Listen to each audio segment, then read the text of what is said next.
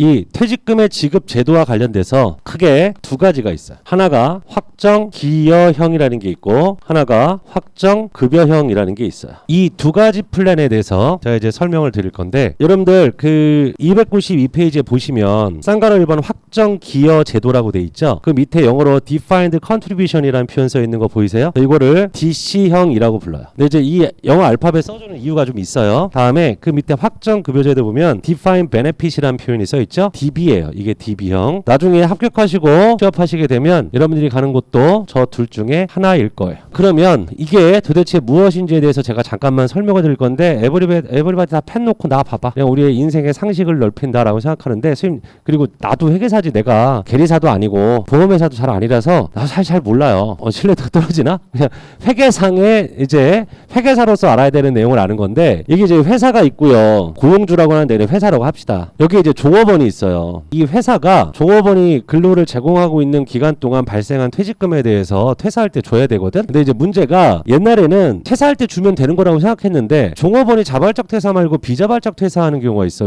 요새 딱 푸르밀이야, 푸르밀. 뉴스에 나오는 회사 재무 상황이 안 좋아갖고 해고돼야 되는 상황, 강제적 해고돼야 되는 상황에서 퇴직금을 과연 받을 수 있을 것이냐. 회사가 돈이 있어야 퇴직금을 주지. 그렇지 않겠어요? 그냥 차변의 비용, 대변의 부채, 퇴직금 부채를 계속 잡아놓는다고 해서 그 돈이 회사에 있느냐 없느냐는 다른 문제잖아요. 그래갖고 이게 전 세계적으로 보험제도를 만들었어요. 그럼 여기에 당연히 누가 껴요? 보험회사가 끼는 거죠. 금융기관이라고 했는데 사실 보험회사를 금융기관이라고 표현하는 건 다른 구분이긴 하지만 교재는 그냥 금융기관이라고 해놨어요. 자, 보험회사한테 퇴직금을 적립해갖고 퇴사할 때 보험회사를 통해서 종업원이 갖고 가게끔 하는 거예요. 그러면 회사는 종업원한테 줘야 될 퇴직금을 그냥 매년 보험회사에다가 납입을 하는 거야. 그럼 보험회사가 그 금액을 가지고 운영을 하겠죠. 그러니까 우리나라 막 이 보험회사가 이 돈 갖다가 주식 직접 투자하고 이건 안 돼. 안전자산이라. 우리의 마지막 보루잖아, 퇴직금. 그래서 이거를 안전자산에다가 운영을 시켜가지고, 예를 들어 내 퇴직금이 100원인데 보험회사가 운영을 잘해서 120원이 될 수도 있고, 같은 새끼 만나서 80만 만들어 놓을 수도 있는 거예요. 문제는 이 회사가 종업원한테 줘야 될 퇴직금을 보험회사에다가 납입을 한단 말이에요. 이거를 납입이라고 표현하는데, 요게 영어로 컨트리뷰션이에요. 그렇게 불러. 그러면 회사가 보험회사한테 보험금을 납입하면 이 보험회사가 그 돈을 갖고 있다가 얘한테 퇴직금을 주지 않겠어요? 동의해? 이걸 베네핏이라고 불러요.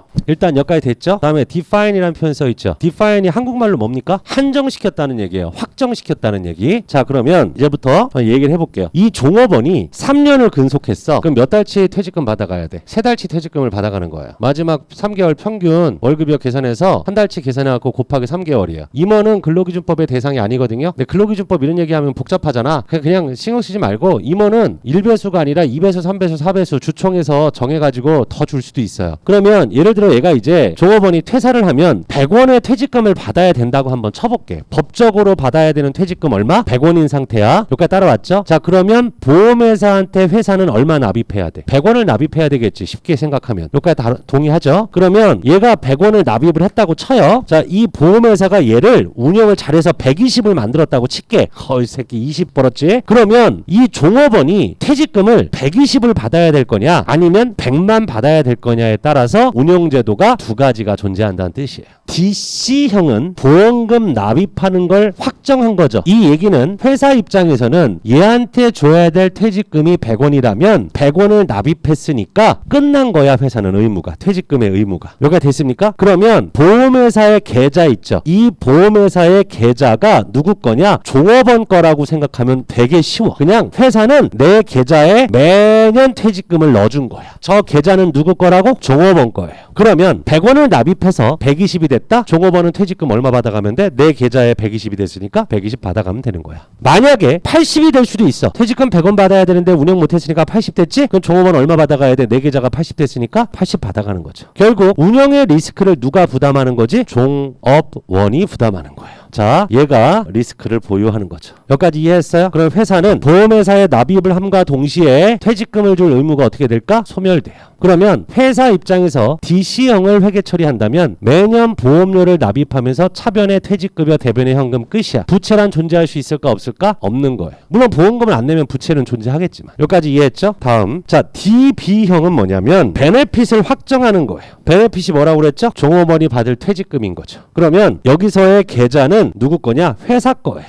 회사가 리스크를 부담해요. 종업원은 퇴직할 때 무조건 100원만 받아요. 그래서 회사는 퇴직금을 보험회사에다가 100원을 납입해. 자, 120이 됐어. 20 남았지. 누구 거야? 회사 거예요. 80 됐죠? 20 모자라죠? 누가 물어줘야 돼? 회사가 물어줘야 돼. 이게 DB형인 거예요. 확정급여제도. 그러면 결과적으로 리스크를 종업원이 또 안을 필요가 없기 때문에 종업원은 퇴사할 때 무조건 받아야 될 퇴직금을 받아가게끔 되어 있는 거죠. 이해하셨습니까? 그러면 확정급여형은 회사는 퇴직금 줘야 될 의무는 존재하는 거고 그 퇴직금 주려고 적금 드는 회계 처리인 거예요. 이해했습니까? 확정기여형의 리스크는 누구한테 있다? 종업원에게 있어요. 이 경우에 회사는 부채가 존재한다 안 한다? 할 수가 없는 거죠. 퇴직금을 줘버리는 개념이에요. 종업원의 계좌에. 자, 확정급여형은 뭐예요? 나중에 퇴직금 줄 거야. 그때를 위해서 보험회사에 납입하는 과정이다. 그럼 결과적으로 부채는 존재한다는 뜻인 거죠. 확정급여형은 기본적으로 요 내용에 대한 이해를 하고 있어야 돼요. 그 얘기가 292페이지, 293페이지까지의 내용이에요. 간단하게. 자, 그래서 잠깐 메모를 한 번만 해볼게요. 요것만 써놓으면 될 것 같아요. 나머지는 다 있으니까 한 번만 써봐봐요.